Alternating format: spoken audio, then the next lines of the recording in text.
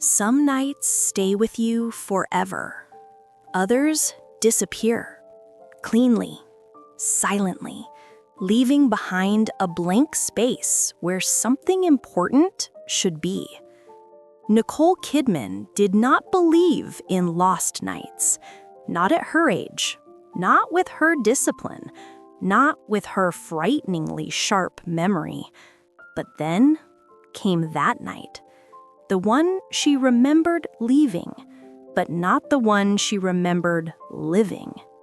It began with a text from their house manager. "Miss Kidman, the audio file you requested is ready." She hadn't requested any audio file. She assumed it was a mistake, until the second message arrived from her own number, a sent message she'd never written. "Save the recording. Do not delete it. I'll explain later." Her chest tightened. She played the file. She shouldn't have. She knew the second she hit play that she shouldn't have. Static crackled. Then voices. Her voice. His voice. A conversation whispered like a confession, except neither of them sounded like themselves. Nicole's recorded voice. "Keith, I can't keep covering for you. Not anymore. Keith, you don't have to cover anything. Nicole, you think I don't know? You think I haven't seen it? Keith, you weren't supposed to." Silence. Breathing. A glass clinking. Footsteps. Nicole, again, quieter, trembling. "What did you do?" And Keith, too calm, too measured. "Nothing you can prove." Nicole froze. The recording ended abruptly, as if someone had unplugged the microphone. Her heart hammered against her ribs. She didn't remember this conversation. Not a word, not a sound, not a fragment. She replayed it, again and again. Each time, the same icy dread spread through her veins. The tone in her own voice, the strange, controlled cadence in his, the final line, "Nothing you can prove." What did that mean? About what? About who?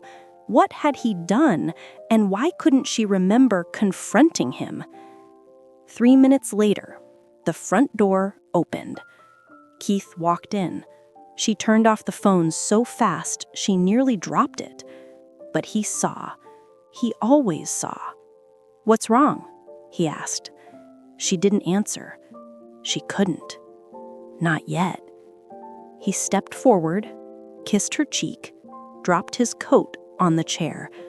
Casual, normal, too normal, as if he expected this moment, as if he knew she had found something. "Did you sleep?" he asked. "No," she said. "You look tired." "Do I?" He hesitated. She never snapped like that. Something flickered across his face. Guilt? Relief? Recognition? She couldn't tell. Nicole swallowed. "Where were you last night?" she asked. He blinked. "What?" "Where?" she repeated. "Were you?" He studied her, carefully, dangerously, then smiled. "Around." "Around where?" "Around everywhere," he said, still smiling. Her skin crawled. She stood. "So you don't know?" He tilted his head. "Should I?" That thing he did when he knew something she didn't want him to know he knew. Deflecting, masking, performing confusion so well it became its own kind of threat. Nicole walked toward him. "Did we talk last night?" His eyes flickered. Barely. So fast she almost missed it. Almost. "Nick, he said softly. "I think you need some rest." She felt the blood drain from her face. That sentence, those exact words, the tone, the cadence, she'd heard them on the recording. He stepped closer. "Come here," he said gently. "You're shaking." "Don't touch me." His hand froze mid-hair. He smiled again, but not the smile she loved, not even the smile he used for cameras. This was a colder one, sharper, the smile of a man navigating a dangerous conversation with a woman who knows too much or not enough. "What's going on?" he asked, but she heard something beneath the words, a subtext, a warning. He wasn't asking because he didn't know. He was asking to see how much she knew. She took a step back. He took a step forward. "You're pale," he murmured. "Did something happen while I was out?" She heard the real question.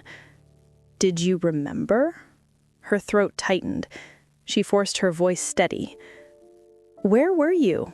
she asked again. His smile didn't move, but his eyes did, finally. They hardened, just a fraction, just enough. "You don't remember last night, do you?" he asked softly. Her heart stopped. "No," she whispered. He nodded slowly, thoughtfully, almost kindly. "That's what I thought," he said. She froze. "What does that mean?" He didn't answer.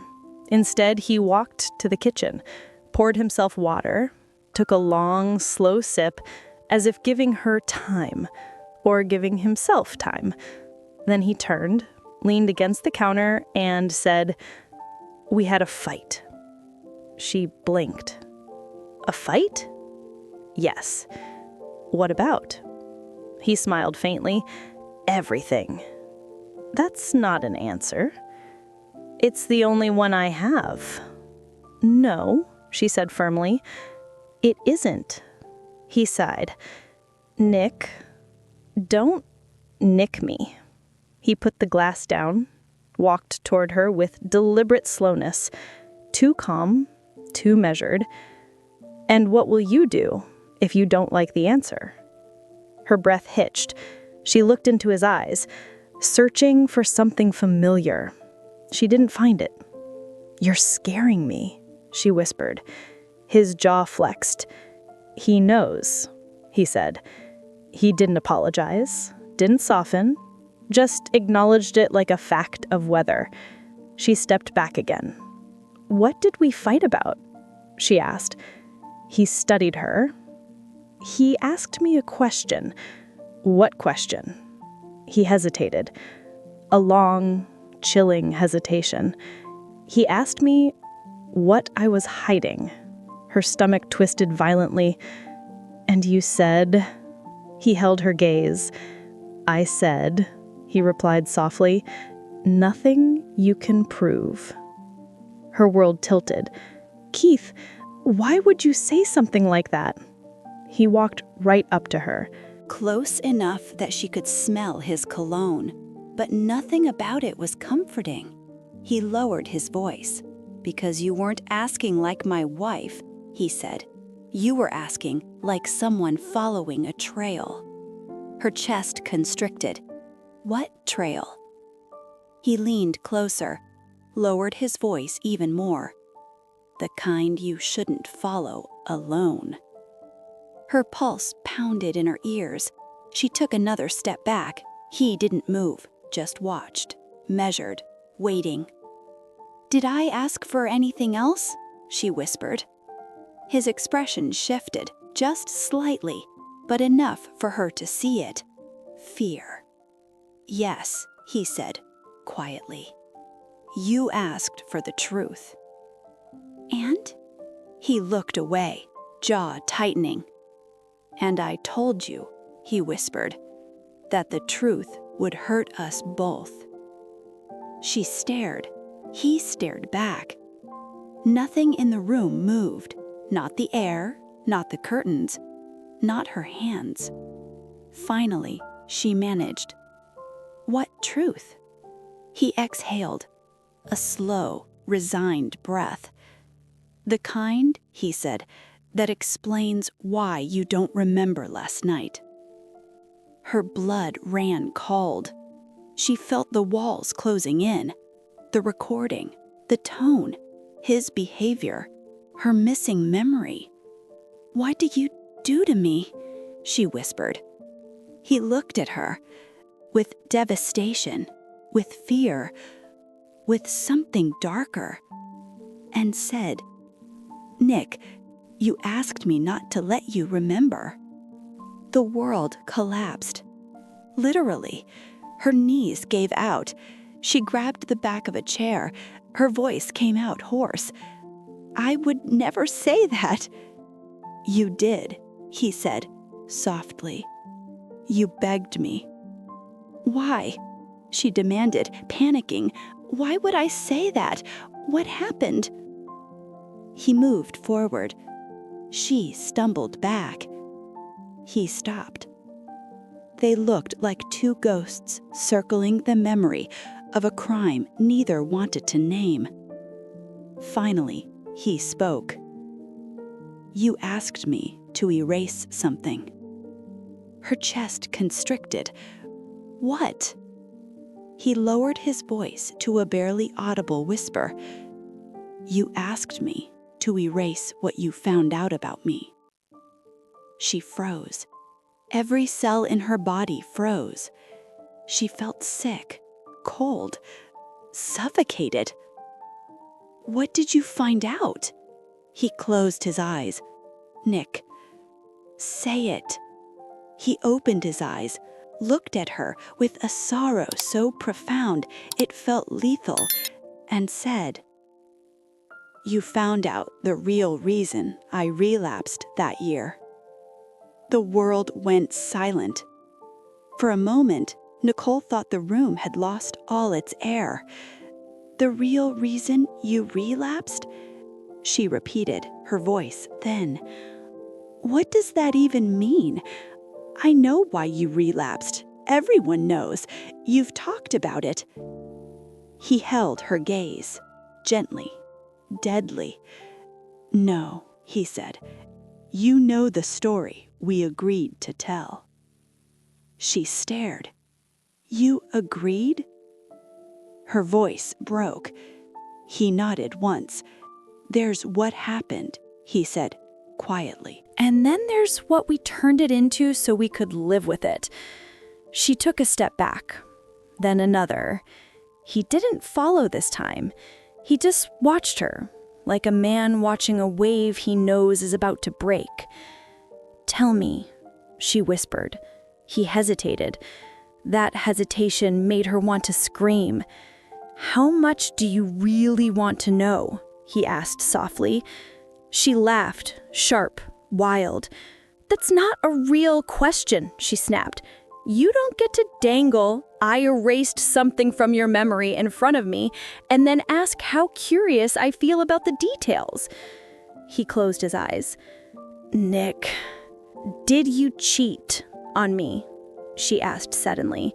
His eyes flew open. "What?" "Did you cheat?" she repeated. "Is that it? Is this all about another woman, another night, another cliché?" His jaw flexed. "No," he said. "I didn't cheat on you. You lied about something. You hid something. You relapsed. What else is there?" He swallowed. "Do you remember the night I called you from the hotel? The night before I checked into rehab?" Her mind flashed. A dim room. His voice on the phone. Slurred, then too clear. Desperate. She remembered crying, begging, threatening, praying. "It was awful," she whispered. "You said you were scared of yourself. You said you'd go back. You said you didn't want to die." He nodded. "I did," he said. "All of that was true." "What wasn't?" she asked. He was quiet for so long she thought he wouldn't answer. Then he said, "I didn't tell you how long I'd been lying to you before that call." Her chest tightened. "How long?" He looked her straight in the eye. 11 months, he said. She felt something tear. 11? She stopped. "Don't," he said gently. "Don't do the math. You will anyway, but don't do it yet." She already had. 11 months. Projects, tours, red carpets, anniversaries, birthdays, her birthday. "You were using the whole time," she whispered. "Yes." And coming home and going on carpets and holding my hand, her voice rose. "And telling me you were okay?" "I was trying to be okay, and I was failing. You said you slipped. You said it was a few bad weeks. You said—" "I lied," he said. The words landed like a confession and an execution. Her knees felt weak. She gripped the back of a chair. "You made me stand in those interviews and talk about second chances and relapse and fighting our way back, all while you knew the story was worse. You needed a story that wasn't unbearable." "No," she hissed. "You did." Silence. Raw. Sharp. Pulsing. "What does that have to do with last night?" He exhaled. "Last night, you found proof." Her skin chilled. "Proof of what?" "Of how long I'd been lying back then." "How?" she demanded. "There's nothing left." "I don't remember hearing this." "You do," he said. "Just not clearly. Your body remembers. Your eyes last night—" "What did I do?" she interrupted. He looked at her. "You pressed stop," he said. Very carefully, very quietly. You put the recorder down on the table, and then you looked at me like you'd never seen me before." It all came flooding back to him, every second of that night. "I came into the room. You didn't speak at first. You just stared. And then you asked me what else I'd lied about. I told you only what you already knew. You kept pushing, I kept dodging. You finally said, 'How long?' And I said, 'Longer than you think.' And then," she whispered. "And then you broke," he said.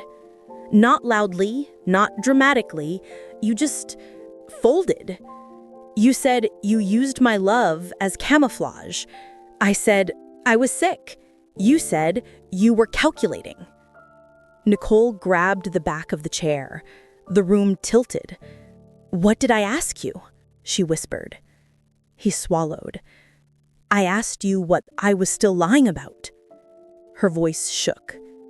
"And you said—" He hesitated. "I said, 'Nothing you can prove.'"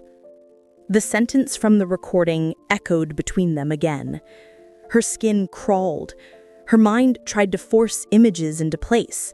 The room, the table, the recorder, him, her own voice. But it all blurred. "Why don't I remember?" she breathed. "Because you didn't want to," he said softly. She snapped. "Stop saying that," she cried. "No one wants to erase their own mind. No one wants to forget the moment they discovered their marriage was built on lies. You did. You wanted to forget enough to function, enough to stay." She stared at him, stunned. "What did I say?" His voice went ragged. "You said, 'If I remember this clearly, I will leave you. And I don't want to leave you.'" She froze. His eyes gleamed with pain. "So you told me to help me not remember," he whispered. "You begged me not to let this memory become your whole reality.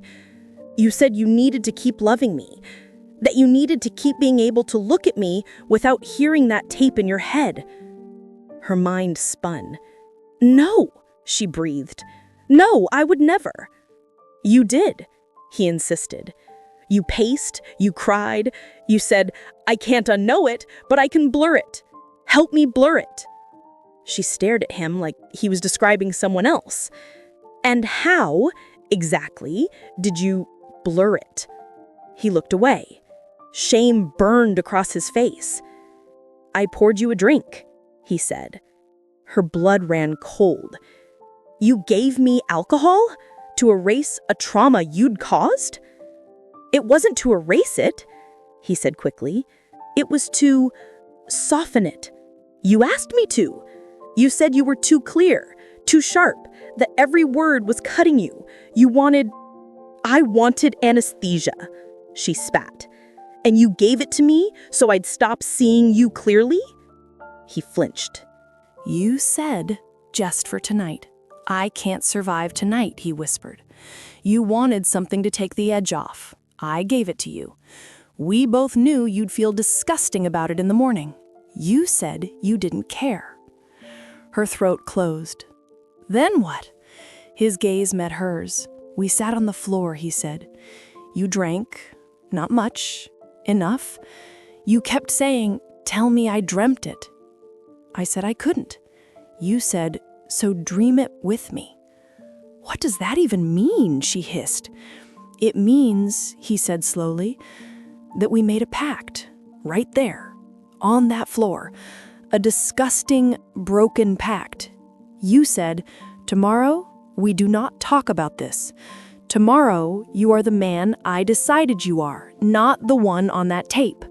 Tomorrow, I am the wife who forgave you years ago, not the woman who just met the ghost in your voice. Do you understand?" Tears slipped down his face now. "You made me promise," he whispered. "You held my face in your hands and said, 'If I bring it up again, tell me I'm catastrophizing. Tell me it's my anxiety. Tell me it's my trauma. Tell me I imagined the specifics. Not the fact of it, the specifics. The words, the tone, the way you said I was easy to fool.'" Nicole's stomach lurched. "You're lying," she whispered. "I wish I were," he said. She shook her head. "And then what?" she demanded. "And then," he said, "you made me do something I still don't know how to forgive either of us for." Her voice came out as a rasp. "What?" He looked her dead in the eye. "You made me delete the recording while you watched," he said. "Then you made a new one." She froze. "What?" "On your phone," he said. "You hit record and said, 'If you're listening to this, it means you broke the pact. It means you went looking. Again. You don't get to. You chose not to.'" Her entire body turned to ice. "No," she whispered. "Yes," he said. "You recorded yourself telling yourself to stop digging." Her mind flashed. A voice. Her own. Calm. Too calm. "If you're listening to this." Her stomach roiled. "That file the house manager sent you this morning? The one you didn't remember requesting?" She remembered the subject line. "The audio file you asked me to save." She'd assumed it was the argument, the confrontation, the line about nothing you can prove. "It wasn't the fight," he said softly. "That was from the security system, a separate thing. This one was you. You asked them a week ago to extract the file from your old backups because your phone was running out of space and you were afraid of losing everything, even the things you'd once tried to throw away." Her head spun. "So I left myself a warning," she said numbly, "and then I ignored it. You asked me to help you forget enough to survive. I tried. You fought yourself. We both lost." Silence crashed down again.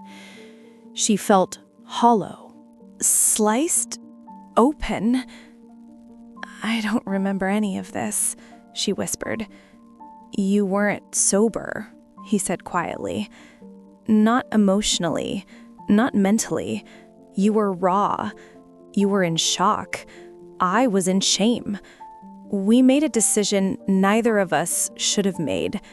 And then we spent a decade living as if we hadn't. Her hands shook. "So last night I found the recorder," she said slowly. "I played it. I remembered. Enough to bleed," he said.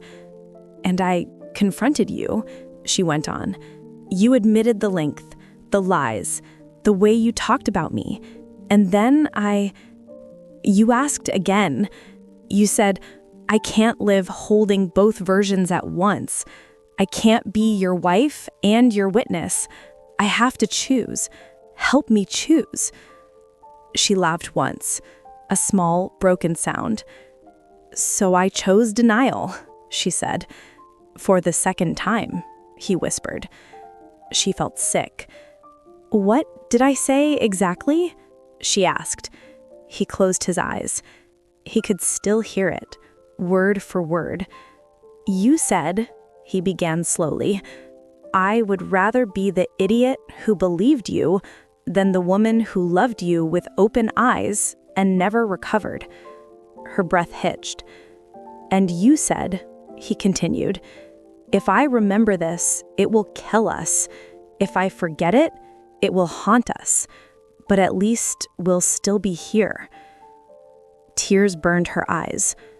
"So you poured me another drink," she said bitterly. "No," he said. "I didn't. Not this time." She blinked. "What?" "I refused," he said. "You begged. I said no. I said we were done hiding behind numbness. You got angry. You said I wanted you to suffer. I said I wanted you present."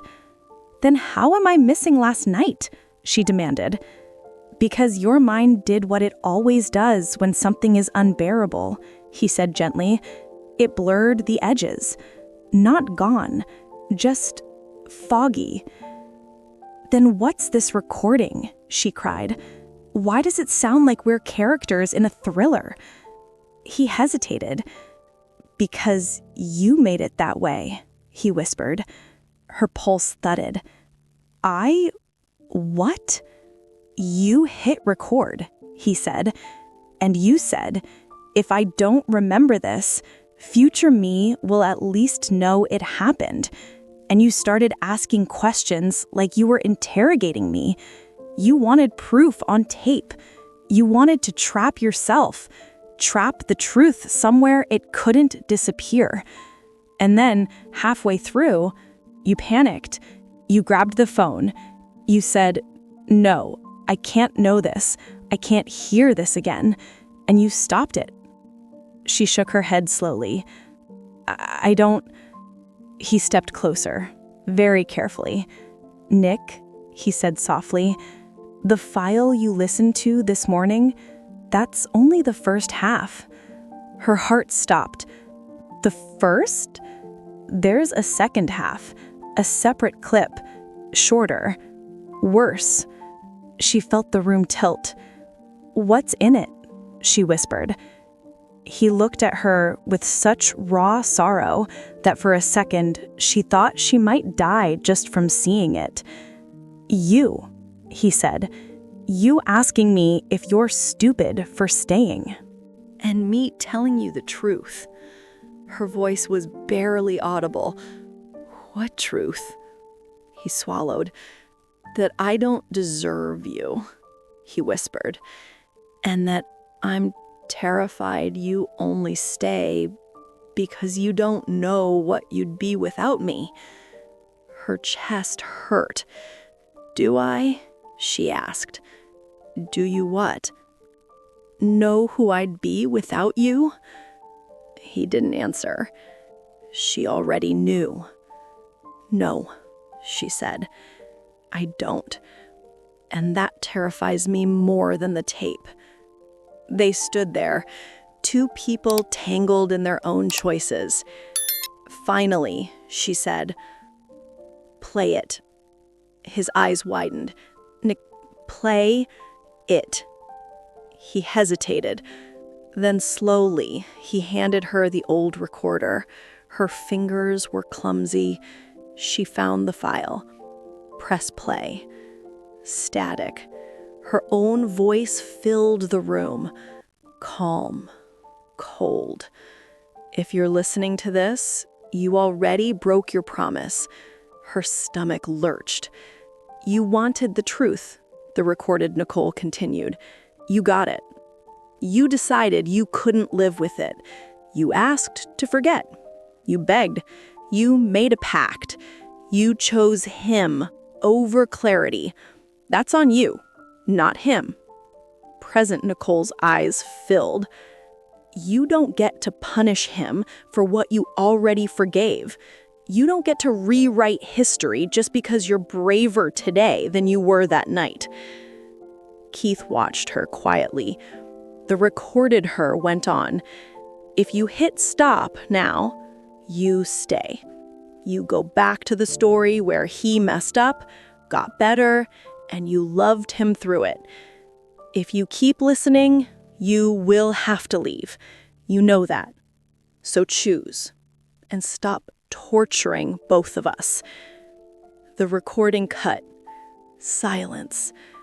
Present Nicole stood frozen, fingers still wrapped around the device. She had no memory of saying any of that. No memory of being that decisive, that self-aware, that brutal. She looked at Keith. He looked shattered. "This is sick," she whispered. "Yeah, it is." "You let me do that," she said hoarsely. "You let me make myself an accomplice." "You were already my accomplice. Years before we put it on tape." She flinched. "So now what? I have two of me in my head. One who wanted to forget, one who wants to know everything. Which one wins?" He didn't answer, because he knew the truth. Neither, and both. She walked to the window, stared out at the daylight that felt wrong, too bright for this kind of revelation. "Do you regret it?" she asked suddenly. "Regret what? The marriage? The lies? The pact?" "All of it." He shook his head. "I regret hurting you. I regret lying. I regret using your love as a shield. I regret every second of that recording. I regret that we turned survival into self-gaslighting." "And the marriage?" she pressed. He swallowed. "I don't regret loving you," he said. "I regret the ways I demanded to be loved." She closed her eyes. "And I," she whispered, "regret the ways I agreed." Silence again. Different this time. Not empty, heavy, full. "So," she said after a long moment, "we have a choice." He gave a broken laugh. "We always did," he said. "We just pretended we didn't." She turned from the window. Her eyes were wet but clear. "The me who made that recording," she said, "was trying to save us the only way she knew how, by choosing to stay blind." He nodded. "The me standing here," she continued, voice trembling, "doesn't want to live like that anymore." He nodded again. His chest rose and fell rapidly. "So," he whispered, "does this mean you're leaving?" She considered it, really considered it, for the first time, without anesthesia, without pacts, without future her leaving warnings for present her. "I don't know yet," she said honestly. "I know I can't unknow this, not again. I know I won't ask you to help me forget this time. I know that whatever we are after today will be built on something uglier and more honest than anything we've stood on before." "And if that something can't hold?" he asked. "Then it breaks," she said simply. "For real this time. No tape, no pact, no fog." He swallowed hard. "Do you still love me?" he whispered. She didn't answer right away. She walked back to the table, picked up the recorder, set it down, picked up her phone, turned it over in her palm. Then she looked at him. "I love you, but I don't trust the story we told about us, and I don't trust the version of me who agreed to live inside that story." His eyes filled with tears. "Can we write a new one?" he asked. She shook her head. "Not today," she said. "Today we read the old one properly for the first time." He nodded.